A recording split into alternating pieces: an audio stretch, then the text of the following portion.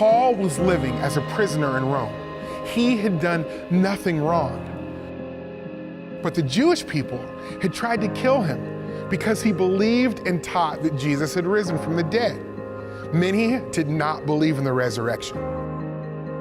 Now Paul was waiting to meet with the emperor of Rome. Believers visited Paul or sent him gifts.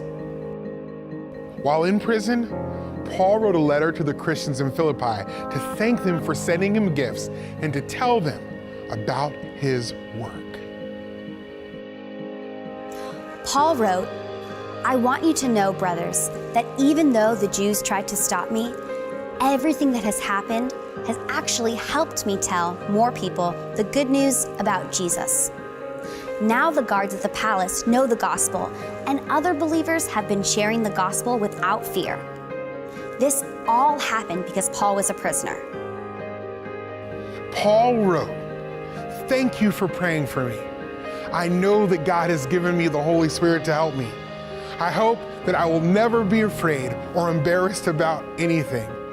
I want to be bold and honor Jesus, whether I live or I die. For me, living is Christ and dying is gain. If I live for Jesus. If I die for Jesus, I will be with him forever." Paul said it was important to the Philippian Christians that he be alive so he could continue to help and encourage them. No matter what happens, live your life in a way that brings honor to the gospel of Christ. Then, whether I am with you or away, I will hear that you are working together to share the good news about Jesus.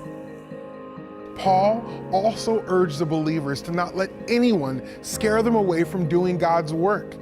He said, "This is the work God has given you to do, not only to believe in him, but also to suffer for him."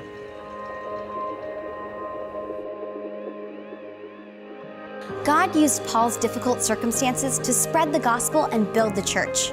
Paul knew that because Jesus suffered to bring salvation to the world, believers doing God's work would suffer too.